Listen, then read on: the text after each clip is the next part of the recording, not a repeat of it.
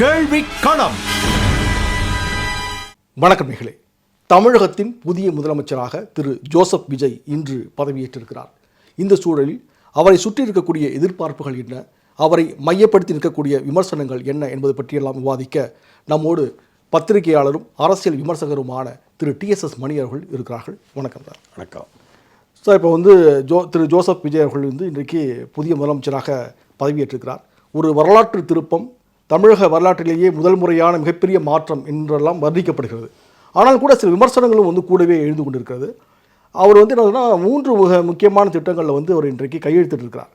அதில் இலவச மின்சாரம் போன்றவையெல்லாம் வருகிறது. அந்த இலவச மின்சாரத்தை சுற்றி சில கேள்விகளை எழுப்புகிறாங்க. அரசாணையை வெளியிட்டிருக்கிறாங்க. 500 யூனிட்டுக்கு உள்ளே இருக்கக்கூடிய பயன்பாட்டுக்கு இருக்கக்கூடியவங்களுக்கு தான் 200 யூனிட் இலவச மின்சாரம் என்று சொல்கிறாங்க. 500 யூனிட்டுக்கு மேலே 100 யூனிட் இலவச மின்சாரம் தொடரும் என்று சொல்லியிருக்காங்க. இதை சில பேர் கேள்வி எழுப்புறாங்க. இதில் உங்கள் பார்வை என்ன? இல்லை, அதாவது 500 யூனிட் வரை யார் செலவழிப்பாங்க, 500 யூனிட்டுக்கு மேலே செலவழிக்கணும்னா அவங்க என்ன வாழ்நிலையில் இருப்பாங்க என்று பார்க்கணும். நீங்கள் பங்களாவாசி என்ன, அதுலேயே ஒரு பெரிய கூட்டு குடும்பவாசி, அல்லது ஒரு வீட்டுக்கு ஒரு 3 ஏசி வச்சுருக்கிறவங்க, இவங்களுக்கு தான் அந்த 500 மீட்டருக்கு மேலெல்லாம் போகும். உள்ளபடியே நம்ம எளிய மக்கள் வீட்டில் ஏசி வச்சா கூட 500 மீட்டருக்குள்ளே தான் வரும். இதுதான் யதார்த்தம். அதனால் என்ன, எளிய மக்களுக்குத்தான் இது போன்ற சலுகைகளோ இலவசங்களோ உதவணுமே தவிர ஒரு அரசாங்கம் நடத்துறதுக்கு வசதியானவனுக்கு மேலும் சலுகை பண்ணுவதற்காக அரசாங்கம் இல்லை. உடனே நீங்கள் இந்த நிபந்தனை வாக்குறுதியாக கொடுக்கப்பட்ட போது சொல்லப்படவில்லை. ஏன்னா ஏற்கனவே திமுக அரசு வரும்போது கூட மாதம் 1000 ரூபாய் மகளிருக்கு நிதி திட்டத்தை நிபந்தனை தகுதியான பெண்களுக்குன்ற மாதிரி மாற்றினீங்க அப்படின்னு ஒரு விமர்சனம் எழுந்துச்சு. இப்போ அதே விமர்சனம் தானே விஜய் அவர்களுடைய அரசு மேலேயும் எழுவும். அது இதில் வராது. ஏன்னா நீங்கள் 200 யூனிட் வரை இலவசமாக கொடுப்பது என்பது நிச்சயமாக பெரும் பணக்காரர்களுக்கு வரக்கூடிய விஷயம் அல்ல. அது எளிய மக்களுக்காக என்ற உதவி தான். அதனுடைய சாரம் பார்த்திங்கன்னா அதனுடைய எங்கே போய் இலக்கு என்பது அதுதான். அதனால் அதை மேலும் கரார்படுத்துவதுன்னு நினச்சிருக்கலாம். என்ன, அது அதிகாரி எழுதி கொடுத்துருக்கலாம். ஜெயராதாகிருஷ்ணன் தான் இப்போ என்ன சிடிஎம்மா அது ஒரு பக்கம்.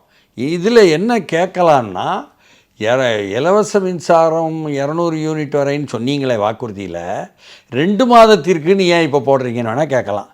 அது முதல் படியாக 2 மாதத்திற்கு உத்தரவாதத்தை கொடுத்த வாக்குறுதியை செய்திருக்கிறார் என்பதாகவும், கொஞ்சம் எங்களுக்கு அவகாசம் கொடுங்க என்று அவரே கேட்குறார். அதாகவும் அதை புரிஞ்சுக்கொள்ள வேண்டியிருக்கும் நான் நினைக்கிறேன். ஏன்னு கேட்டால் 2 மாதத்தில் அவர் எல்லாம் ஸ்டடி பண்ணணும்னா போய் பார்த்தா பயங்கரமாக இருக்குது, கோப்புகள்லாம் நிலைமை ரொம்ப மோசமாக இருக்குது, கஜானா காலியாக இருக்குது, வழிச்சு எடுத்திருக்காங்க என்பதெல்லாம் சொல்கிறாரு. அதெல்லாம் நீங்கள் பார்த்தீங்கன்னா இந்த மின்சார உற்பத்தி என்பதில் மின் விநியோகம் என்று டான்ஜெட்கோ என்று சொல்கிறோமே, அதனுடைய உள்ளார்ந்த விஷயத்தையும் இதில் கணக்கு பார்க்கணும். அதாவது மின் தயாரிப்பு என்பதில் அரசு மூலமாக மின் தயாரிப்பு ஒன்று இருக்குது. அது மாத்திரம் இல்லாமல் தனியார் மூலமாக மின் தயாரிப்பு இருக்குது. அரசு மின் தயாரிப்பு நாட்டினுடைய மின் தேவைக்கு போதாது என்றால் தனியார்கிட்ட வாங்குவது. யூனிட்டுக்கு எவ்வளோ ரூபா கொடுத்து வாங்கலாம், 4 ரூபா கொடுத்து வாங்கலாம், 7 ரூபா கொடுத்து வாங்கலாம், 12 ரூபா கொடுத்து வாங்குவது என்ற பழக்கமெல்லாம் வச்சுருந்தாங்க. இதற்காகவே ஒன்றிய அரசினுடைய வழிகாட்டலில் ஒரு மின் ஒழுங்குமுறை ஆணையம் ஒன்று இருக்குது. அந்த ஆணையத்தை ஆலோசனை கேட்பாங்க. அந்த ஆலயம் ஆலோசனை கொடுப்பதற்கும் பொழுது அதையும் மீறி செய்தவர்கள் தான் குற்றம் சாட்டப்பட்டாங்க. நீங்கள் ஒவ்வொரு யூனிட்டுக்கும் அதிகமான அளவு காசு கொடுத்து வாங்குறீங்க அரசாங்க பணத்தில், அதற்கு பிறகு அதுவே பிரச்சனையாக மாறி கடன் கூடியிருது என்பதாக. அதுக்கப்புறம் தான் அந்த உதவி திட்டமெல்லாம் ஜெயலலிதா ஏற்றுக்கொள்ளலை, மத்திய அரசு சொல்லிச்சு, எடப்பாடி ஏற்றுக்கிட்டாருங்கிற விவாதம்லாம் இருக்குது. இவ்வளோ விஷயம் இருக்குது அதுக்குள்ளே. இன்னமும் சொல்லப்போனால் அந்த ஆணையத்தில் இருந்தெல்லாம் ரொம்ப அதிகமாக எப்போவுமே சொல்கிறதில்ல. ஆனால் எப்போவுமே அதிகம் வாங்கிறது தான் அதிமுக செஞ்சிட்டு இருந்தாங்க. இந்த விஷயங்கள்லாம் ஸ்டடி பண்ணணும். முதல்ல பண்ணிவிட்டு இந்த 200 யூனிட்டு இலவசத்தை தொடர்ந்து கொடுப்பது என்பதை உத்தரவாதப்படுத்தணும். அது வந்து அவங்க நிர்வாகத்துக்குள்ளே வந்தால் தான் முடியும் இல்லையா? முடியும். இப்போ பொதுவாகவே வந்து பார்த்தீங்கன்னா ஒரு அரசு பொறுப்பேற்ற ஒரு 6 மாதத்துக்கு விமர்சனம் பண்ண மாட்டாங்க. எனக்கு குறைந்தபட்சம் 100 நாட்கள் இதெல்லாம் படிப்பாங்க, படித்து ஒழுங்குபடுத்துகிற வேலையை செய்வாங்க. ஆனாலும் கூட முன்னாள் முதலமைச்சர் திரு ஸ்டாலின் அவர்கள் வந்து இன்னைக்கு வந்து ஒரு பதிவு போட்டிருக்கிறாரு. 10 லட்சம் கோடி ரூபாய் கடன்லாம் சொல்லிட்டு இருக்கீங்களே, இது மக்களை திசை திருப்பி ஏமாற்றக்கூடிய செயல் அப்படிங்கிற மாதிரியான ஒரு கடுமையான வார்த்தையை பயன்படுத்தி பதிவு போட்டிருக்காரு. இதை எப்படி பார்க்குறீங்க? அதாவது outdated chief minister, outgoing chief minister அவர் வந்து இப்பொழுது கொந்தளிப்பது என்பதற்கான நியாயமே இல்லை. ஏன்னா இந்த முன்னாள் முதல்வர் மு.க. ஸ்டாலின் என்ன சொன்னார்னா, எதிர்க்கட்சி தலைவராக எங்களுடைய நிலையை நாங்கள் எடுத்துக்கொள்வோம், முதல் 6 மாதத்திற்கு விமர்சிக்க மாட்டோம்னு சொன்னார். இப்போ முதல் உரையிலேயே எங்களை இப்படி கஜானா காலி என்று சொல்கிறீர்களேன்னு கேட்குறாரு. முதல் உரையில் சொல்லாமல் 2வது உரையிலேயே சொல்லுவாங்க, வந்தால் சொல்லத்தான் செய்வாங்க. இல்லை, இவங்களும் கூட ஆட்சி அமைச்ச பிறகு வெள்ளையர்களை வெளியிட்டாங்களே, ராஜன் அவர்கள் வெளியிட்டாரு. விஜய் கூட சொல்றாரு வெள்ளை அறிக்கை வெளியிடுன்னு சொல்றாரு. ஆமாம், வெள்ளை அறிக்கை வெளியிடுன்னு சொல்கிறாரு. அப்போ வெள்ளை அறிக்கையை வந்து அதிகாரிகள் உள்ளதை கொடுக்காமல் இருந்துருவாங்களா? உள்ளதை கொடுத்தால் நீங்கள் அம்பலமாயிருவோம்னு நினைக்கிறீங்களா? அப்போ எதற்காக வந்து உங்களுக்கு இவ்வளோ தூரம் கொந்தளிப்பு வருது? அதற்காக வந்து ஏமாற்றி திசை திருப்பாதீர்கள்ங்கிற வார்த்தையெல்லாம் அவர் வந்தவுடன் முதல் உரையிலேயே என்ன பொறுப்பெடுத்தவுடன் முதல் உரையிலேயே உங்களுக்கு வந்து தாங்க முடியலை இல்லையா? என்ன தாங்க முடியலைன்னு சொன்னால் என்ன செய்வாங்க?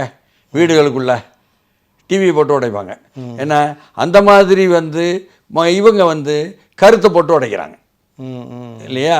அது மாதிரி வந்து ரொம்ப மோசமாக ஒரு ரியாக்ஷனை தான் கொடுத்துருக்கிறாரு எதிர்க்கட்சி தலைவராக பொறுப்பெடுக்க போகிற என்ன மு.க. ஸ்டாலினுடைய இந்த அணுகுமுறை என்பது. என்ன அதில் முக்கியமானது என்ன? எதிர்க்கட்சி தலைவர் திரு ஸ்டாலின் அவர்களா இல்லை உதயநிதி ஸ்டாலின் அவர்களா? எதிர்க்கட்சி தலைவராக ஸ்டாலின் வர முடியாது இல்லையா? சரி, உதயநிதி ஸ்டாலினோ அல்லது முதன்மை செயலாளர் நேரு வருவார்னு வச்சுக்குவோம். அவங்க கட்சியிலேருந்து வருவாங்க. ஆனாலும் கட்சி தலைவர் அவர் தாங்கிறதுலேருந்து கொந்தளிக்கிறார். இவ்வளோ கொந்தளிக்க வேண்டியதே உண்மையில் எங்கேருந்து வருதுன்னா, வெறும் டிவிக்கே வெற்றி பெற்று வந்திருந்தால் இந்த கொந்தளிப்பெல்லாம் வராது.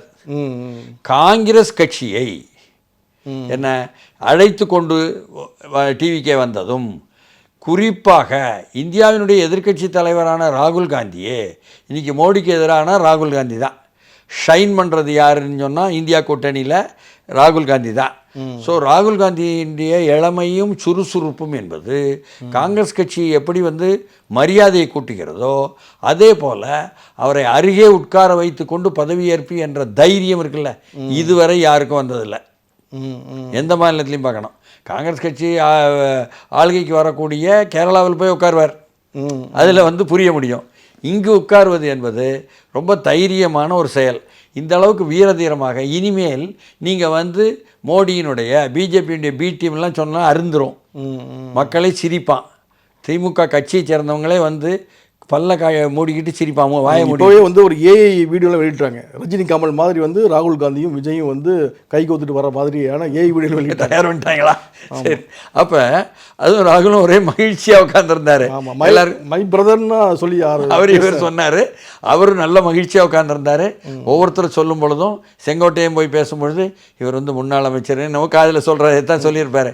ஓ அப்படியா கேட்டுக்கிறாரு ஒவ்வொருத்தரை பற்றியும். அதனால் வந்து இன்னும் சொல்ல போனால் ஆளுநருக்கும் உடன்பாடு இருக்காது. ராகுல் வந்து உட்கார வச்சு எல்லோரும் இந்த குரூப் ஃபோட்டோலையும் ராகுலும் உட்கார்றாரு. அப்போ அந்த செல்ஃபிலாம் எடுத்தார் விஜய். அந்த காட்சி வந்து ஒரு புதிய ஒரு அரசியல் களத்தில் வித்தியாசமாக இருந்துச்சு. அதாவது ரொம்ப ஒரு மகிழ்ச்சியுடன் அந்த பங்களிப்பு இருந்தது. ராகுலுடைய பங்களிப்பும் ராகுலுடன் விஜயனுடைய பங்களிப்பும் இது நாடெங்கும் ஒலிக்கும். ஏற்கனவே விஜயனுடைய இது வந்து ஒலிக்குது.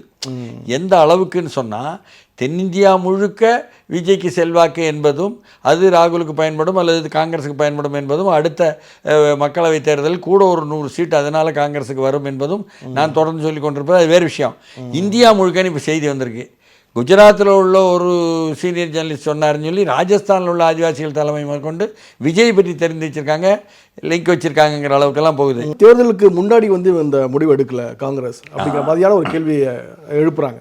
அப்படி எடுத்திருந்தா இன்னும் இந்த மாதிரியான ஒரு பிரச்சனைகளுக்கெல்லாம் வந்து வாய்ப்பு இல்லாமல் போயிருக்கோம். இந்த இடத்துல தான் நாம் வந்து உண்மையை சொல்லியாகணும். ராகுல் அதற்கு உடன்பாடாக இருந்தார் விஜய் கட்சி டிவிக்குடன் போவது என்பது அப்பொழுதே வந்த செய்தி இல்லையா? விஜய் தான் முதலில் விக்கிரவாண்டியில் அதிகாரத்தில் பங்கு ஆட்சியில் பங்கு என்பதை கிளப்பினார். அதற்கு பிறகு காங்கிரஸ் கட்சிக்குள் தமிழ்நாட்டுக்குள் அது கிளப்பப்பட்டது. ஒரு கன்னியாகுமரி மாவட்டத்திலேருந்து ராஜேஷ்குமாரோ என்ன ஒரு விருதுநகர் எம்பியோ மாணிக் தாக்கூரோ கிளப்பினாங்க. இதெல்லாம் வந்த பிறகு அகில இந்திய ரீதியிலும் அவர்களும் ராகுல் இந்த நிலைப்பாடு எடுக்கிறார். கேசி வேணுகோபால் வந்து கேரளாவுக்கு உதவும் விஜயின் மூலமாக 5-6 விழுக்காடு வாக்குகள் என்ற காரணத்தினால் என்ன அவரும் கூட விரும்புகிறார் என்பதனால் 2 பேரும் விரும்புவதைத்தான் சொல்ல வேண்டும் என்ற அகில இந்திய தலைவராயிருக்கும் மல்லிகார்ஜுன கார்கேயும் சேர்ந்து என்ன ஆட்சியில் பங்கு அதிகாரத்தில் பங்கு எல்லா இடமும் கொடுக்காங்களே என்ற கேள்வியை ஒரு 17ஆம் தேதி அங்கே டெல்லியில் கூப்பிட்டு தமிழ்நாடு தலைவர்களை பேசும்பொழுது நேரடியாகவே தமிழ்நாடு தலைவர்கள்ட்ட மல்லிகார்ஜுன கார்கேயே ஏன் மோடியே வந்து தான் தனிப்பெரும் மெஜாரிட்டி வந்த பொழுதே கொடுத்தாரு, மற்றவங்களுக்கு கூட்டணி கட்சிகளுக்கெல்லாம் அமைச்சர் கொடுத்தாரு. சந்திரபாபு நாயுடு தனி மெஜாரிட்டி அந்த கட்சி மட்டும் வந்த பிறகும் பவன் கல்யாணுக்கும் அமைச்சரவை கொடுத்தாரு, பாஜகவுக்கு கூட கொடுத்தாரு. இத்தனோண்டு கட்சி ஆந்திராவில் என்றாலும் அப்படி இருக்கும் பொழுது ஜனநாயகம் பேசக்கூடிய ஜனநாயகவாதின்னு சொல்லக்கூடிய உங்கள் what about your leader democracy என்று மல்லிகார்ஜுன கார்கே நேரடியாக நடைமுறை தமிழ்நாட்டில் இல்லை அப்படின்ட்டு சொல்லிட்டாரு. இவர் சொன்னார், சொன்னார். அதை சொல்கிறேன், காங்கிரஸ் தலைவர்கள் அப்படி சொல்ல முடியாதுல்ல. இல்லை, திரு ஸ்டாலின் அவர்கள் சொன்னது பொது ஊடக மத்தியில் வந்து அந்த கேள்வி வரும்போது அது விளக்கமாக பதில் சொன்னார். அங்கே வந்து மல்லிகார்ஜுன கார்கே கேட்குறாரு, செல்வ பிறந்தகை தான் மாநில தலைவர். அப்போ அவர் வந்து என்ன சொல்ல முடியும், என்ன ஆர் யூ ஜஸ்டிஃபையிங் ஹிம் அப்படின்னு மல்லிகார்ஜுன கார்கே கேட்டால் no no no I am not justifying என்ற நிலை தான் இவர் வந்து எடுத்தார். இன்னும் சொல்லப்போனால் செல்வ பிறந்தகை நிறைய முயற்சி எடுத்தார். குறைஞ்சபட்சம் வந்து அதிகாரத்தில் பங்கு என்பதில் கராராக இருக்காங்க காங்கிரஸ் தலைமை. அப்படி இருக்கும் பொழுது நீங்கள் வந்து ஒரு 2 மினிஸ்டர் தர்றோம்னா அது சொல்லுங்கள் குறைஞ்சபட்சம் என்று ஸ்டாலின்கிட்ட சொல்லணும். சொல்ல முடியலையேன்னு பல்வேறு நண்பர்கள் மூலம் அதை எப்படியாவது இன்ஃப்ளூயன்ஸ் பண்ணுங்கலாம் சொல்ல காலமெல்லாம் உண்டு. புரியுதுங்களா? அப்பொழுது அவங்க குடும்பத்துக்குள்ளேயே உள்ளவர்கள் மூலம் சொல்லிவிட்ட பொழுது கூட என்ன கேட்க மாட்டாங்க அவங்கெல்லாம் என்று அவர்கள் கருத்து சொன்னதும் உண்டு. இல்லை, நேரடியாக தெரியுங்கிறதுனால சொல்கிறேன். அந்த அளவுக்கு திமுக தலைமை கராராக அப்படி காங்கிரஸ் அகில இந்திய தலைமையினுடைய விருப்பத்துக்கெல்லாம் விரோதமாக ஒரு நிலைப்பாடு எடுத்து அப்பொழுது இங்கிருந்து ப. சிதம்பரம் சென்றதும் அதற்கு பிறகு வேறு பாணிகளில் செல்வாக்கு செலுத்தித்தான் காங்கிரஸை தக்க வைத்து கொண்டார்களே தவிர என்ன இடையில வந்து தேமுதிகவை உள்ள இழுத்து ஒரு அரசியல் ரீதியான ஒரு விளையாட்டை வந்து ஒரு அரங்கேற்றினார் என்பதாக கூட விமர்சிக்கப்பட்டது. ஆமாம், அந்த அது கூட வந்து இப்போ ஒரு மிகப்பெரிய ஒரு பேசுபொருளா மாறி இருக்கு. அது எல்லாமே உங்களுக்கு பார்த்தீங்கன்னா திமுகவுக்குள் உள்ள ஆர்எஸ்எஸ் என்றோ திமுகவுக்கு வழிகாட்டுவது ஆர்எஸ்எஸ் என்றோ குறிப்பிட்ட சமூக பிரிவினை சேர்ந்தவர்கள் வந்து திமுகவுக்கு முழுக்க உடனிருந்து அவர்கள் தான் செய்கிறார்கள் என்பதோ பாஜகவுக்கு தான் அது பலன் தரும் என்பதோ பாஜகவுடைய நலனுக்காகத்தான் திமுக தொடர்ந்து செய்கிறது என்பதோ ஒன்றிய அரசினுடைய கொள்கைகளை கல்விக் கொள்கை உட்பட அப்படியே தனியார்மயமாக்கல் என்பதையும் அப்படியே அமுலாக்குவது தான் திமுக என்பதோ உள்ளபடியே உண்மையிலேயே பாஜகவிலிருந்து வெட்டி கொள்ளவில்லை திமுக. பாஜகவினுடைய ஒரு இன்னொரு பேச்சாளராகவோ ஒரு செயல்பாட்டாளராகவோ திமுக ஆட்சி இருக்கிறது என்ற கருத்துக்கள் தான் ஆதாரபூர்வமாக இருக்கின்றன. அதெல்லாம் காங்கிரஸ் தலைமைக்கு தெரிஞ்சு போச்சு. தெரிந்தும் இல்லை, பொதுவாக திமுக தரப்புல தான் இந்த மாதிரி விஷயத்தை முன் வைப்பாங்க, பி டீம் அப்படின்லாம் சொல்லிட்டு. ஏன்னா வந்து திரு விஜய் இருந்திருக்காங்க பாஜக. ஆனால் இப்போ நீங்கள் வந்து இந்த மாதிரி ஒரு விமர்சனத்தை முன் வைக்கிறீங்க. விமர்சனம் நான் வைக்கல, இதெல்லாம் ஆதாரங்களோட அப்பவே வருது. இடதுசாரிகளும் சொன்னாங்க, ஏன் ஜவஹர் நேசன் வெளியே வரலையா, தேசிய கல்விக் கொள்கையை அமலாக்கக்கூடாது என்று சொல்லி போட்டு தமிழ்நாட்டுக்கான கல்விக் கொள்கைன்னு ஒன்று உருவாக்குறேன்னு சொல்லி அதற்கு தலைவராக பேராசிரியர் ஜவஹர் நேசனை முன்னாள் பெங்களூர் துணை பல்கலைக்கழக துணைவேந்தரை போட்ட பொழுது அவரே தனியார் மயமாக்கலை கொண்டு வந்து திணித்து அதன் மீது உட்கார்ந்து கட்டணம் கட்ட சொல்கிறீங்க. இதெல்லாம் தேசிய கல்விக் கொள்கை அப்படியே பிரதிபலிப்பு தான், அப்படியே நீங்கள் வந்து எதிரொலிக்கத்தான் செய்கிறீங்க. அதனால் நான் வேறுபடுறேன்னு சொல்லி ராஜினாமா பண்ணிட்டு வெளியே வரலையா, ஊரெல்லாம் சொல்லலையா, கல்வியாளர்கள் கொள்ளலையா, அதே மாதிரி மக்கள் கல்வியாளர் கூட்டு இயக்கம் என்ற ஒன்றை உருவாக்கலையா, அவங்க பச்சையாக சொல்லலையா, அதே போல் வந்து பழைய ஓய்வூதியத்தை மாற்றி புதிய ஓய்வூதியத்தை கொண்டு வருவது என்ற ஒன்றிய பாஜக அரசினுடைய திட்டத்தை கான்ட்ரிபியூட்டிங் பென்ஷன் ஸ்கீம் என்ற பங்களிப்பு ஓய்வூதியத்தை கொண்டு வரக்கூடிய திட்டத்தை நான் மாற்றுகிறேன் வாக்குறுதியும் கொடுத்துவிட்டு அதை முழுக்க மாற்றாமல் கடைசி 4 வருடம் இழுத்தடித்து உறுதியளிக்கும் ஓய்வூதிய திட்டம்னு ஒன்று கொண்டு வந்து அதுலேயும் கான்ட்ரிபியூஷன் பென்ஷன் ஸ்கீம் ஒன்று உண்டு, 10 விழுக்காடு கொடுக்கணும்லாம் கொண்டு வரோம் இல்லையா? இதன் மூலம் ஒன்றிய அரசுடைய திட்டத்தை தான் பெயரை மாற்றி, அது பிள்ளை பெறுறது ஒன்றிய அரசுனா பெயர் வைப்பது வந்து ஸ்டாலின் அரசு என்பது போல செய்யவில்லையா? இதெல்லாம் பகிரங்கமாகவும் பச்சையாகவும் அமலாகிட்டு இருந்தன. இதையெல்லாம் தாண்டி கூட என்ன ஆதீனங்கள் வந்து மனிதன் தூக்கி பல்லக்கில் செல்லக்கூடாதுன்னு தர்மபுரம் ஆதீனத்தை மயிலாடுதுறையில் கேட்கும் பொழுது என்ன சொல்லிவிட்டு மறுநாளே 24 மணி நேரம் 48 மணி நேரத்தில் ஆதீனங்கள் வந்து செஞ்சோன்னே அவர்களுக்கு ஆதரவாக பல்லக்கையில் வந்து மனிதன் தூக்கலாம், அதுவும் பகுத்தறிவு தான் என்று சொல்லலையா? இதை ஒட்டி பல்வேறு விஷயங்கள் விமர்சனம் வரும்பொழுது அவர்கள் ஆர்எஸ்எஸ் கொடுத்த வழிகாட்டலின்படி முத்தமிழ் முருகன் மாநாடு என்று பழனியில் நடத்தவில்லையா? செயல்பாபு மூலம் நடத்திட்டு அதில் 5, 8, 12 சொல்லிப்பட்டு தீர்மானங்கள் கொண்டு வந்த அந்த தீர்மானங்களில் வந்து அப்படியே சனாதனத்தை கந்தசஷ்டி கவசத்தை எல்லா பிள்ளைகளும் படிக்கணும், பள்ளிக்கூடத்தில் இந்து மயமாக்கணும் பள்ளிக்கூடங்களன்னு இந்தியாவிலேயே பாஜக ஆளும் மாநிலங்களோட கூட இல்லாத அளவுக்கு இங்கே செய்ய முற்படலையா? அதை விழுப்புரம் எம்எல்ஏ ரவிக்குமார் எதிர்த்து கேள்வி கேட்கலையா? இந்த அளவுக்கு சனாதனத்தனமான, அதாவது பெரியார் வழி திராவிடம் வேறு சனாதன வழி திராவிடம் வேறு என்பதை அமலாக்கி கொண்டிருந்ததுதான் என்ன மாடல் அரசு என்பது அமலமாய் போச்சு. இந்துக்களுக்கு எதிரானவர்கள் அல்ல அப்படிங்கிறத வந்து பிரகடனப்படுத்த முயற்சி பண்ணாங்க இல்லையா? இந்துக்களுக்கு எதிரானது திமுக அல்ல அப்படிங்கிற மாதிரியான, அதுக்காக நீ இந்துத்துவாவெல்லாம் கொண்டு போயிட்ட. மக்கள் இந்து மக்கள், கிறிஸ்துவ மக்கள், முஸ்லீம் மக்கள் எல்லோருக்கும் சேர்த்து நீ சொத்து வரியை கொட்டினாய். எல்லா சமுதாய மக்களுக்கும் சேர்த்து தான் நீ வந்து மின் கட்டணத்தை உயர்த்தினாய். என்ன எல்லா பிள்ளைகளுக்கும் சேர்த்து தான் நீ அவுட் சோர்சிங்காக கொடுத்தாய். எல்லா பேரூராட்சிகளிலும் சரி, எல்லா நகராட்சிகளிலும் சரி, மாநகராட்சிகளிலும் சரி, என்ன அதாவது சமூக நீதி என்றால் இடஒதுக்கீடுன்னு சொன்னாய். அதற்கு பிறகு அந்த இடஒதுக்கீட்டையும் காலி செய்வதற்கு SC/ST-க்கான இடஒதுக்கீடு, MBC-க்கான இடஒதுக்கீடு சுத்தமாக காலி செய்வதற்கு அரசாங்க பகுதியில் வரக்கூடாது என்று சொல்லி போட்டு அந்த உள்ளாட்சி முறையில் எல்லாவற்றிலும் அவுட் சோர்சிங் கொண்டு வந்து அரசாணை 115, 16, 17, 139, 152 என்று கொண்டு வந்தாய். எத்தனை நீ தனியார் மயப்படுத்தல் என்பதும் ஒன்றிய அரசினுடைய கொள்கைகளை அப்படியே அமுலாக்கம் என்பதையும் நீ செயல்பாட்டில் செய்ததனால்தான் இது உண்மையில் பெரியார் வழி திராவிடம் அல்ல, இது சனாதன வழி திராவிடம்னு அம்பலப்பட்டு நின்றாய். இதுதான் உண்மை. இது தெரிஞ்சு போச்சு, இது ராகுல் காந்திக்கும் தெரியுது. அதனால தான் அவர் வந்து விஜய் கூட ஆள் விட்டு பேச வைக்க இந்த வேலையெல்லாம் செய்தது என்பதை இன்றைக்கு கூட என்ன விஜய் வந்து பொறுப்பெடுக்கும் பொழுது, முதலமைச்சர் பொறுப்பு நன்றி ஒருத்தருக்காக சொல்லும் பொழுது பிரவீன் சக்கரவர்த்தி பேர் சொல்கிறார், நண்பன் பிரவீன் சக்கரவர்த்தி வார்த்தை பார்க்கணும் நல்ல. அப்போ அவர் நண்பர் என்பது தொடர்கிறது. அதன் மூலம் ராகுல் வந்து அமர்ந்திருக்கிறார் என்பது வெளிப்படையாக தெரிகிறது. இதன் மூலம் எல்லாமே விளங்கிவிட்டது. இடையில் திமுக செய்த அந்த பைபாஸ் வேலர்களை ராகுலை பைபாஸ் பண்ணுறது, ராகுல் காந்தியவே பைபாஸ் பண்ணுவது என்பது.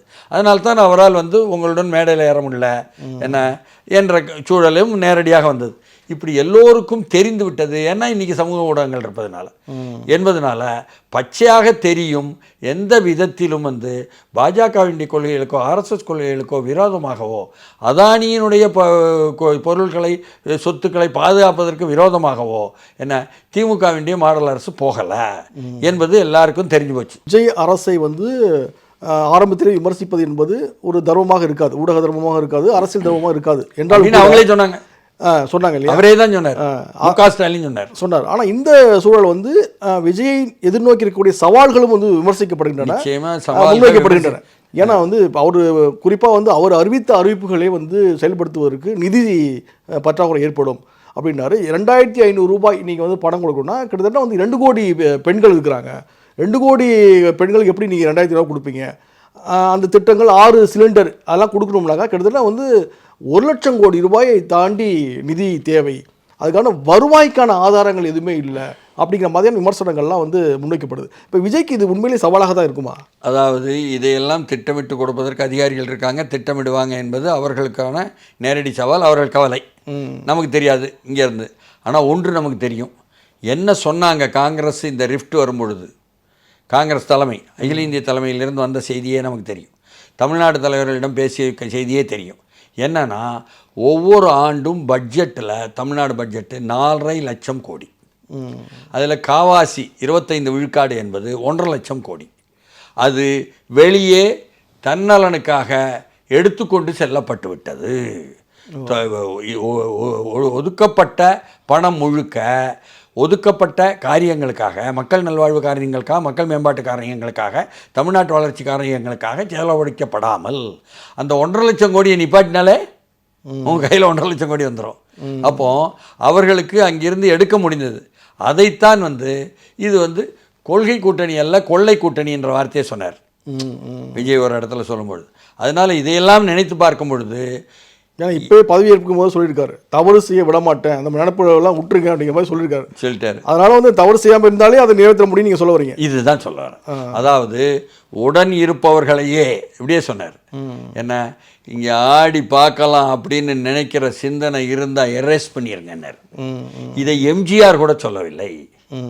அவர் கூட தயங்கினார். உடன் உள்ள அமைச்சர்களுடைய என்ன ஊழல் குற்றச்சாட்டுகள் மீது வந்ததை. ஜெயலலிதா பல்வேறு விஷயங்கள் அவங்களுக்கு தெரியலைனாலும், செய்தி போய் சேரலைனாலும், தெரிஞ்சதையும் கடால் முடான் தான் எடுத்தாங்களே தவிர இப்படி அறிவிச்சுக்கிட்டு செயலில் செஞ்சாங்க. யார் மேலேயும் கேஸ் வந்தால் அவங்க மேலே ஆக்ஷன் எடுத்து கைது பண்ண விட்டாங்க, இல்லைன்னு சொல்லலை. ஏன்னா இது மாதிரி இதுவரை எந்த முதலமைச்சரும் செய்யாத ஒரு காரியத்தை டெக்ளேர் பண்ணியிருக்கார். காரணம், திரைத்துறையில் டெக்ளேர் பண்ணி அறிவித்தே உச்சபட்ச நடிகராக தொடர்ந்தவர் வெற்றிகரமாக. அதனால அவருக்கு அது தெரியுது, எல்லா விஷயத்தையும் டெக்ளேர் பண்ணுறாரு. நீங்கள் குறிப்பிட்ட வார்த்தையை பயன்படுத்துகிறீங்க. எம்ஜிஆர் கூட அதை செய்யலை அப்படின்றீங்க. அது எம்ஜிஆர் கூட பார்த்தீங்கன்னா 67 சட்டமன்ற உறுப்பினர் வராரு, 72 தனி கட்சி ஆரம்பிக்கிறாரு, அப்புறம் 77 தான் முதலமைச்சராக வராரு. ஆனால் இந்த ஒரு வாய்ப்பு திரு விஜய் அவர்களுக்கு கிடைக்கும் பொழுது அவருக்கு முன் அனுபவம் இல்லை அப்படிங்கிற ஒரு வார்த்தைகளை சுருக்கீட்டில் பேசுகிறாங்க.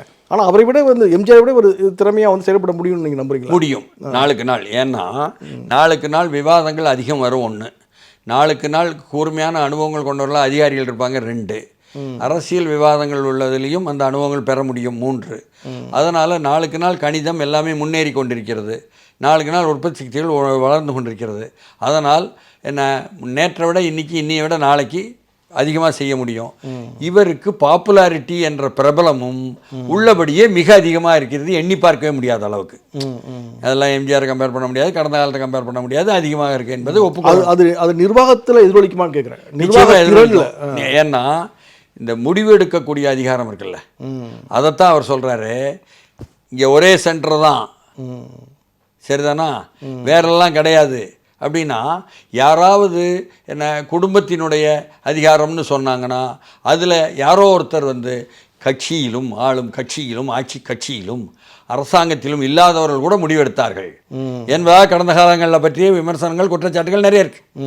அப்படியெல்லாம் கிடையாது. இந்த தோல்விக்கு மிக முக்கியமான குற்றச்சாட்டு அதுதான் முன்வைக்கப்படுது, அதுதான் காரணமாக சொல்லப்படுது. அப்படி இருக்கும்போது அதெல்லாம் இருக்காதுன்னு சொல்லும் பொழுது அந்த ஓட்டையெல்லாம் அடையப்படுதா? அப்போ செய்ய முடியும். இந்த நம்பிக்கை வேணும் முதல்ல. அப்புறம் உட்கார்ந்து கஷ்டப்பட போகிறது, தயார் பண்ண வேண்டியது, திட்டமிட அவங்க தான், இல்லைன்னு சொல்லலை.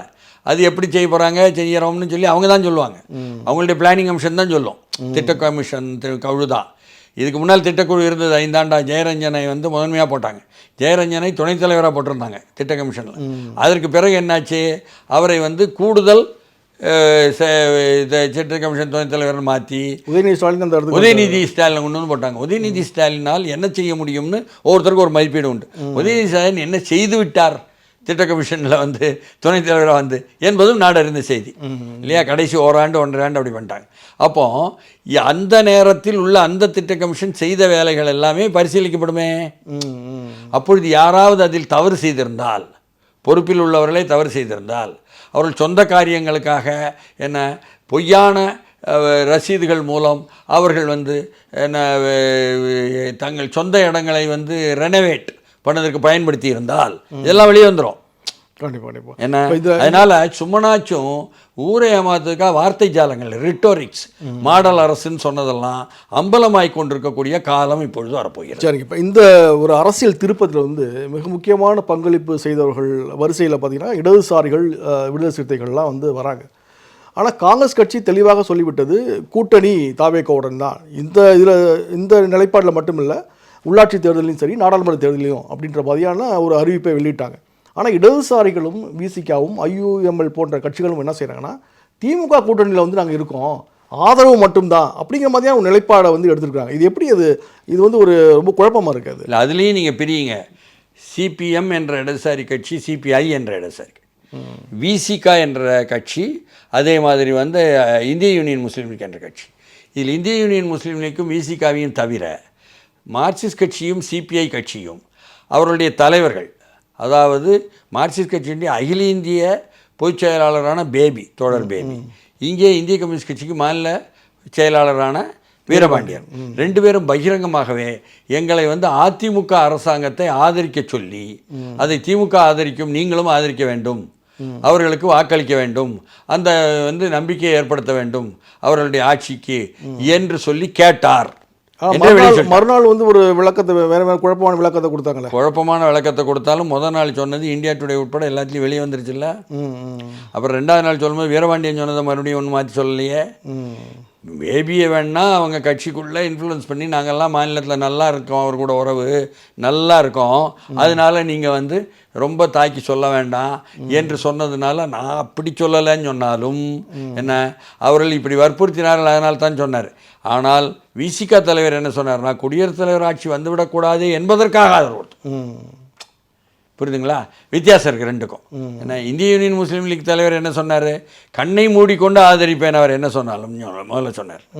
அப்புறம்தான் ஆதரிக்கிறேன்னு சொன்னார். அப்புறமும் கூட அந்த ஆதரவு கொடுக்கும் பொழுது நேரடியாக கேட்டு கொடுக்கலன்னு ஒரு செய்தி இருக்குது. நவாஸ் கனி வந்து உதவிகரமாக இருந்தார், இல்லை ஆதரவு கொடுத்து தான் ஆகணும், பாஜகவை எதிர்த்து நாம் வந்து இடதுசாரிகள் எடுத்த நிலைப்பாடுபடி என்பதை நவாஸ் கனி சொன்னார்னு சொன்னாங்க. அவங்க இந்திய யூனியன் முஸ்லீம் லீக்குள்ளேயே என்ன, ரெண்டு பொதுச் செயலாளராக இருக்கட்டும், முன்னாள் எம்பியாக இருக்கட்டும், எல்லோருக்குமே அந்த மாதிரி கருத்து உண்டு, கொடுக்கணும் ஆதரவு தாவேக்காக என்பதாகத்தான். அதனால தான் நவாஸ் கனிக்கு நன்றி சேர்த்து சொன்னார். நீங்கள் முதலமைச்சர் சொன்னார், அதெல்லாம் கவனிக்கணும். அதனால இத்தனை தூரம் அதில் மைன்யூட்டாக உள்ளுக்கு போயிட்டு இருந்தீங்கன்னா நிறைய இதுமாரி செய்திகள் இருக்குது, பரிமாற வேண்டியிருக்கும்.